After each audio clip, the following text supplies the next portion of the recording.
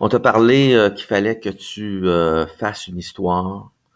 Ça peut être un récit d'aventure, ça peut être un poème, c'est toi qui choisis, etc.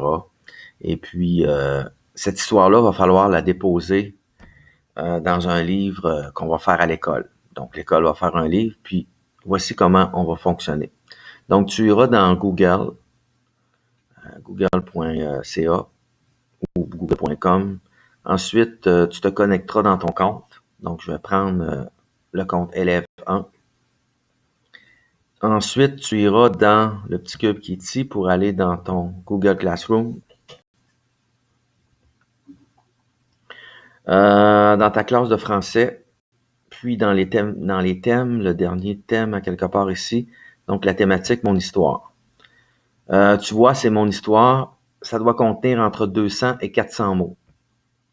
Donc, tu iras dans ton document Google Doc, vous avez chacun votre document, et tu peux commencer à écrire ton histoire.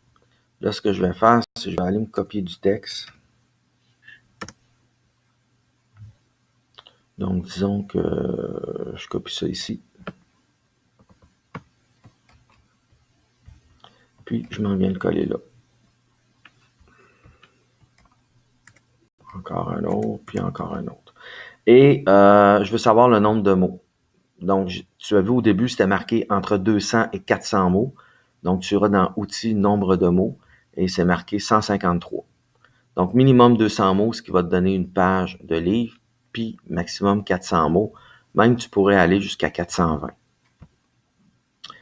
Ensuite, quand tu auras fait ton texte, là, il va falloir faire un code QR. Un code QR, on va voir dans la classe à quoi ça sert, mais je vais juste te montrer comment le faire.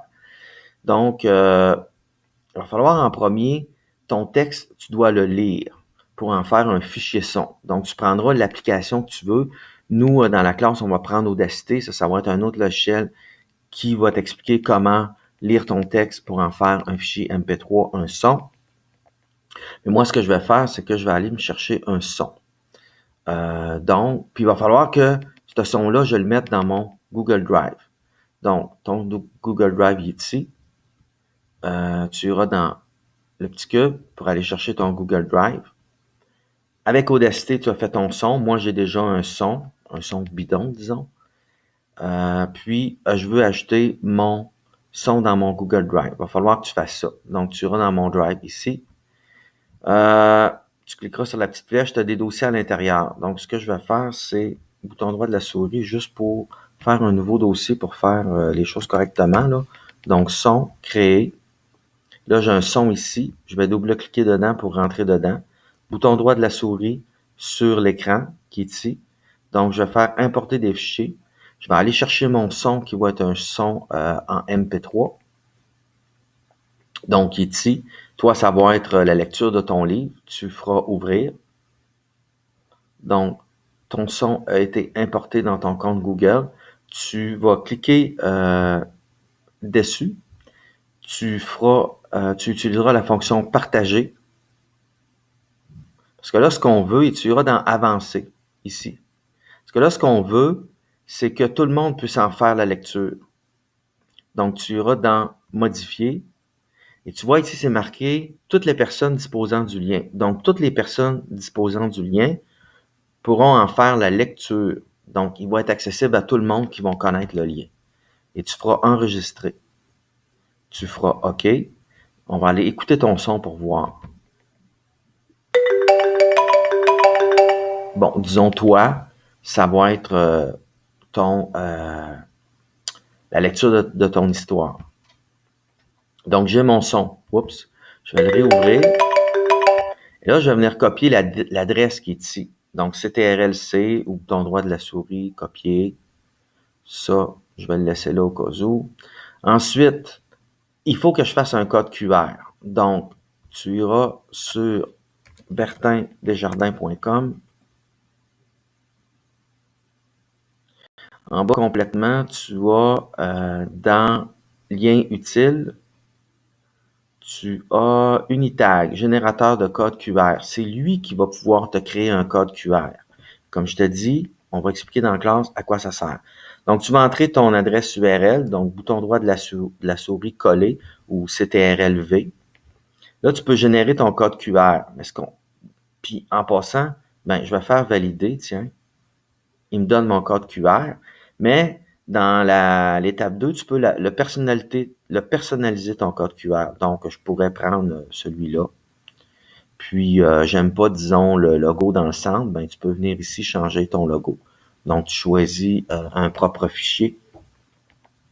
Je vais prendre, j'ai mis une image à quelque part dans le téléchargement. Je l'ai-tu ici?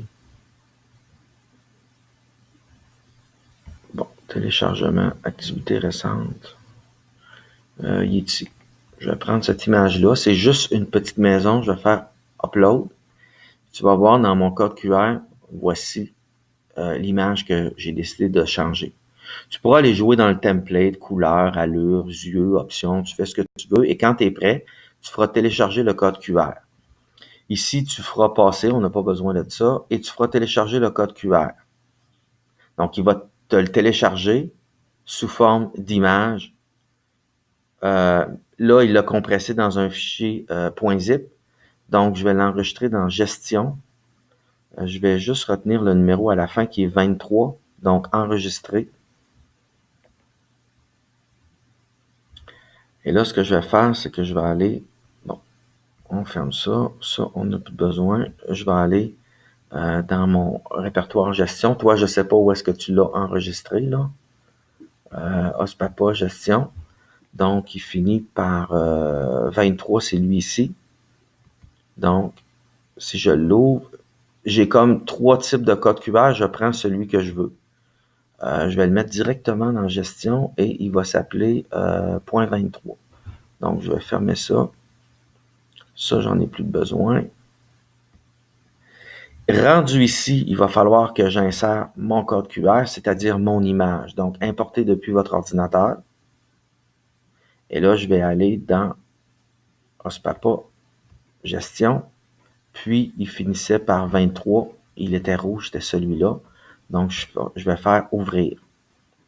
Voici mon code QR. Donc, il prend pas mal de place. Je vais le rapetisser. Les gens, ce qu'ils vont pouvoir faire, c'est avec leur cellulaire ou une tablette ou une application pour lire les codes QR. En lisant le code QR, ils vont tomber sur le MP3, c'est-à-dire la lecture de ton histoire. Et ça va être intéressant. Puis ici, ben, on mettra un petit texte là, pour dire utilisez votre cellulaire pour lire le contenu de mon histoire. Donc, voici.